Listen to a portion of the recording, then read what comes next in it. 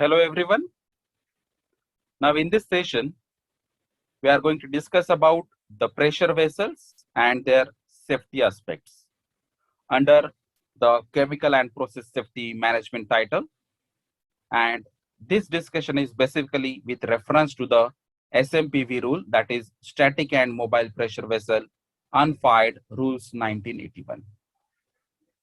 So with reference to this SMPV, we can understand what exactly the pressure vessels and the different parameters or the components.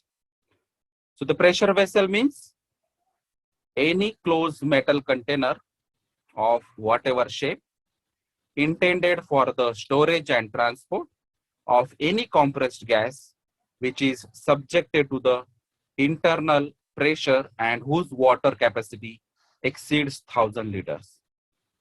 So we have to use the 1000-liter capacity, storage transport of any compressed gas, then includes interconnecting part and components thereof up to the first point of connections to the connected pipings and fittings, but does not include the container wherein steam or other vapor is intended to be generated, or water or other liquid is intended to be heated by the application of fire, or the products of combustion by electrical means, heat exchanger, evaporator, air receiver, steam type digester, steam type sterilizer, autoclave, reactors, calorifiers, then pressure piping components such as separator or strainer, and vessels containing a liquid under a blanket of compressed inert gas. So this is a legal definitions of the pressure vessels.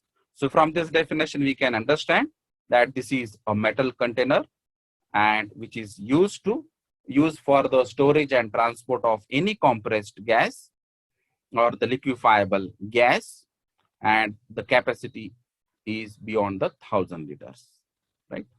So whatever the parts which is connected to that storage and transport facility is under pressure vessel. So there are two types of pressure vessels. Basically, first is fired and second is unfired. So fired pressure vessel, which is used to hold gases or liquid at high pressure above 15 psig or more. So it is the main element. So if it is the pressure above 15 psig, then that pressure vessel is called as fired pressure vessel. And unfired means it is vessel which is used to hold air, water which is not exposed to fire or heat. So in this fire pressure vessel, the pressure is more than 15 psig, as well as it is directly or indirectly connected to the source of heat. But in the unfired pressure vessel, there is no source of heat or no fire. So if it is fire and pressure vessel, then it is fired pressure vessel. If there is no fire, but if it is pressure vessel, then it is unfired pressure vessel. The codes of practices governing this safety, which is related to the unfired pressure vessel, because now we are going to discuss only for the unfired pressure vessels, because these fired pressure vessels are basically the boilers. And we have already discussed about the boilers, their safety aspects, their mounting accessories, and IBR Act 1923 and IBR rules in different videos. So now we are going to focus only unfired pressure vessels. So the codes of practices for these unfired pressure vessels related to the safety is Section 31 of the Factory Act 1948 is the main reference. Then Rule 61 of the Gujarat Factory Rule 1963 and Section 1.2.1 of the Indian Standard Code for unfired pressure vessels, and IS 2825/1969 give the definition of this pressure point. So these are the main codes which can be used for the detailed information about this unfired pressure vessel. So for detailing specially, generally the experts are using this IS 2825. The code has 3 sections covering the material and designing, fabrication and welding, inspection, marking, testing, and records. So you can go through these 3 sections, which is covered under the IS 2825 coding. What is the general exemptions for these unfired pressure vessels? So nothing in this rule shall apply to the vessels which form a part of processing plant.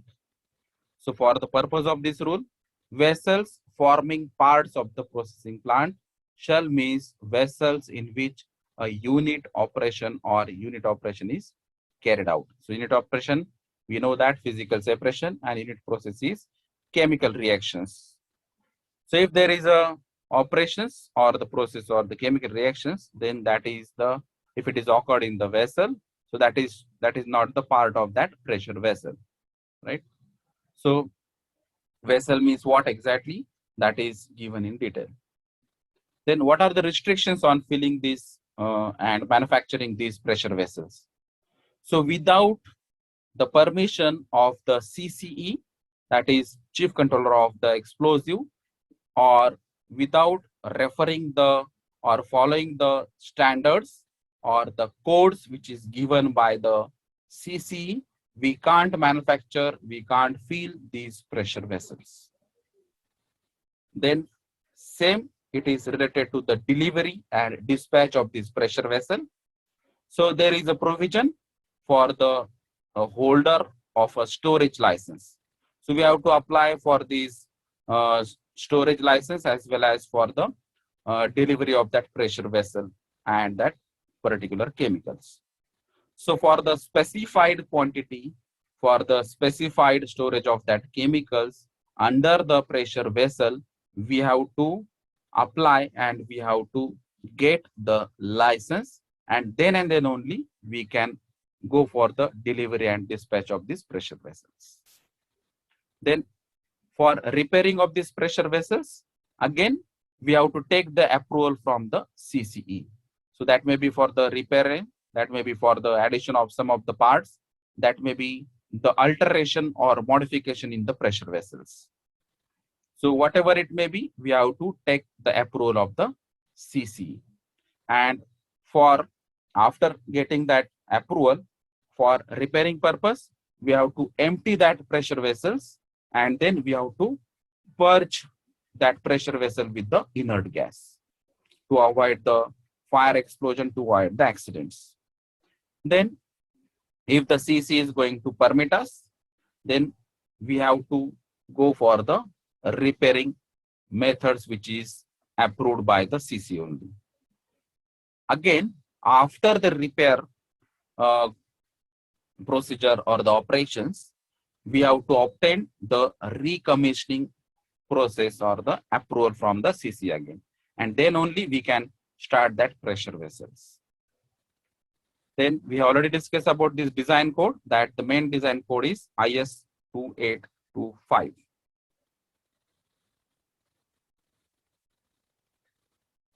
Then design pressure is one of the main element, as the pressure vessel indirectly indicate that pressure is the important parameter. So for this design pressure, vessel shall not be less than the vapor pressure of the gas in the vessel with reference to 55 degrees Celsius. So at 55 degrees Celsius, whatever the vapor pressure of the gas is there, so that is the main pressure. So if that vessel is meant for that storage of liquefiable gas, or whether it is major or made for different purposes, but if it is insulated, if it is not insulated, what exactly the maximum temperature that likely to attain by that gas, or what exactly you are going to store in that pressure vessel, whether it is a permanent gas or a general gas, whatever it may be, the major temperature is the 55 degrees Celsius temperature. With reference to that, vapor pressure condition can be defined, and that can be used for the design pressure. Then filling capacity or that pressure. So the maximum quantity of liquefiable gas filled into that vessel shall be limited to the filling density of that gas. So each gas having the different filling densities, and that is why that particular limit can't be given as a statistical data or numerical one. But again, we have to refer that temperature, that is 55 degrees Celsius. If vessel is uninsulated, or to the highest temperature which the contents are likely to reach in service if the vessel is refrigerator or insulated. So depending on the purpose, depending on the temperature, depending on that liquefiable gas filling density, we have to calculate that filling capacity or the pressure. So no vessel shall be filled with the any permanent gas in excess of its design pressure. So design pressure is the upper limit or the maximum limit. Then what are the markings which are needed on the pressure vessels? So each and every pressure vessels is having a metal plate on which these particulars are given, like manufacturer's name and identification mark, then the standard or code to which the vessel is constructed. So standard may be a different word and code is normally IS code. Then official stamp of the inspector, design pressure in kg per centimeter square, date of initial hydrostatic test, subsequent test, then hydrostatic test pressure in kg per centimeter square, then water capacity in liters, gas capacity if filled with liquefiable gas, and name or chemical symbol of the gas for which the vessel is to be used. So all the details should be given on the pressure vessels. So that is called as markings on the pressure vessels. Then safety aspects related to these pressure vessels. So normally we are using these different pressure relief devices as a safety component in these pressure vessels. So for pump compressors, we are using pressure gauges.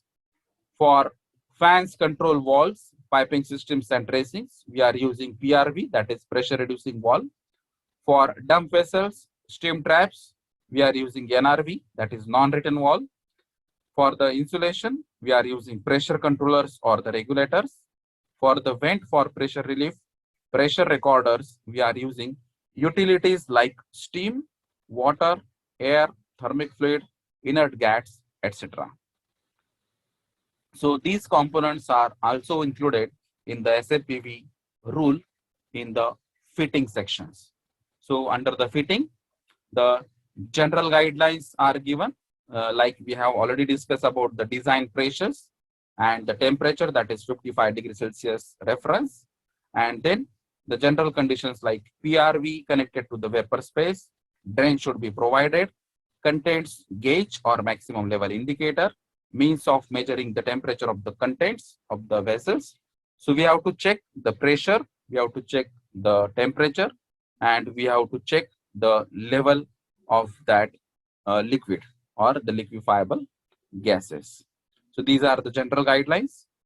And under the pressure relief component with reference to this SMPV, the guidelines are every vessel shall be provided with 2 or more pressure relieving devices. So with reference to this SMPV rule, at least 2 or more pressure relieving devices should be there, and that relief wall should be spring loaded. Wet loaded relief wall shall not be permitted. The relief wall be so designed that they can't be inadvertently loaded beyond the set pressures. So this spring loaded relief wall is shown in the diagram, where you can understand what are the parts of that spring loaded safety wall and the actual photograph of installation. Then safety valves on any vessel shall be set to start to discharge at a pressure not in excess of 110%. So if the design pressure is 10, then we can go maximum up to 10 into 1.1, that is 11. So we can't exceed this 110% criteria. Otherwise, there may be a chances of accident or explosion. So each safety valve shall be plainly and permanently marked with the pressure in kg per centimeter square at which it is set to discharge. There will be a provision of shut-off valve between it and the vessels. Then safety valve shall have direct communication with the vessels. Then for vessels of more than 4,500 liters water capacity, relief valve shall be fitted with the extended vent pipes. So extended vent pipe is another fitting in addition to the pressure relief valve, that is spring loaded safety valve, but that is with the condition, that is if that capacity is 4,500 plus liters water capacity. So if it is the case, then there is outlet at least 2 meters above the top of the vessel and at least 3.5 meters above the ground level, fitted with loose fitting rain caps. So that is extended vent cap provisions or vent pipe provisions. And this relief valve should be inspected or tested by the competent person within a year. That is a necessary condition. Then there is another component related to these safety components in the pressure vessel, that is shut off and emergency shut valves, which is shown in this image. So all liquids and vapor connections on vessels, except those for relief valves, plug openings, and those where the connections is not greater than 1.4 mm opening, shall have shut off valves. So this is the basic conditions. So all liquid and vapor connections on vessels, except those for relief valves and drainage connections of small diameter, shall have emergency shut off valve, such as excess flow valve, automatically operated valve, or remotely controlled valve. So these are the different examples of emergency shut off valve. So on the basis of the conditions, we can go for the installation of one of the emergency shut off valves. Then other components under this fitting is liquid level gauging device. So we all know about this liquid level indicator. Indirectly we have to use, because there may be again chances of excess heating or low heating criteria. That is why we have to use this liquid level gauging device. Then this is the pressure vessel, and that is why we have to measure the pressure on a continuous basis. And for that purpose, this pressure gauge is mounted on this pressure vessel. Then for this pressure vessel, there is a condition that is called as periodic testing. So all the vessels should be hydraulically tested by the competent person within 5 years. That is the basic condition. But if the corrosive or toxic gases are included in that vessel, then we have to do this periodic testing by the competent person within 2 years. So that is the 5 years and 2 years is the periodic testing criteria. So there may be different periodic testing methods are available. So we can discuss it later on. And then after testing that pressure vessel, the competent person is going to give the certificate of test. Then there is another criteria that is called as storage. So for storage of this compressed gas or liquefiable gas, compressed gas shall be installed entirely above the ground, not be installed one above the another, and longitudinal axes are parallel to each other, and no vessel shall be located within the bounded area of the petroleum. So these are the different and specific conditions of the storage criteria. So sufficient space should be provided between the two vessels if more than one vessels are there in that same premises. So that provision or the distance should be for firefighting operations. So 2 or more vessels installed in batteries shall be so installed that the top surfaces of the vessels are on the same plane. Then storage of liquefiable petroleum gas, that is LPG, can be placed underground or covered by the earth. in such manner and subject to such conditions as may be specified in the notification by the central government. So we have to take care about the LPG storage. Then what exactly the location of these pressure vessels, what exactly the distances of these pressure vessels, if it is in the battery conditions or if it is the more than one pressure vessels in the same premises. So there are two tables which gives us the idea, that is minimum safety distances for flammable, corrosive and toxic gases, and another table is for the non-toxic gases. So this table gives you the idea that the water capacity of the vessel in liter, if it is not above 2000, that is less than 2000, then the minimum distance from building, group of building or lines of adjoining property is 5 meter, and minimum distance between the pressure vessel is 1 meter. So likewise, for the capacity more than 2000, less than 10,000, the minimum distance criteria is 10 meter and minimum distance between pressure vessel is 1. Then for about 10,000 but less than 20,000, the minimum distance is 15 and 1.5 between the pressure vessel. More than 20,000 but less than 40,000, it is 20 meters and 2 meters between the pressure vessels. Above 40,000, it is 30 meters and between the pressure vessel is 2 meters. So this is the safety distances for flammable, corrosive and toxic gases. So for non-toxic gases, obviously it is lesser than the toxic gases. So you can compare this table also. So not above 2000, it is a 5 meter distance, and here it is a 3 meter. So likewise, you can compare that. So for these non-toxic gases, these 3 and 1, 5 and 1.5, then 10 and 2, and about 20,000, this is 15, and minimum distance is depend on the diameter of larger vessel. Then there is a provision should be there for fencing. So wherever these pressure vessels or the storage tanks are there, then at least 2 meter high fencing should be provided for that purpose. And every fence shall have at least 2 means of exit, and the gates of such exit shall open outwards, because in the emergency case, in the emergency situations, the natural phenomena or the natural way of our thinking is we have to push or rather than the pull. So that opening of these exits outwards is the essential condition.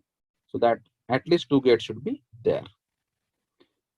Then earthing provision should be there. That is another safety components. So all vessels used for the storage of flammable liquefiable gases shall be electrically connected with the earth in an efficient manner. And especially the special provision should be there for the flammable liquids. So earthing is an essential characteristics for these pressure vessels. Then fire protections. So we all know that the hydrant systems or hoses or pipe systems, mobile equipments, then fixed monitors, etc., or some fixed spray or automatic sprinkling system, automatic spraying systems. There are variety of systems which are available for the firefighting that should be provided for this pressure vessel in case of fire. Then electrical apparatus and installations. So no electrical wire shall be passed over any storage vessels. For pumps rooms used for pumping flammable compressed gases, all electrical meters, distribution boards, switches, fuses, plugs and sockets shall be flame-proof constructions. So flame-proof construction is an essential characteristics for these electrical apparatus and installation. So this is all about the pressure vessels, their different parameters related to the safety aspects. So there are some other provisions which is related to the pressure vessels. So we will discuss in the next presentation. Thank you.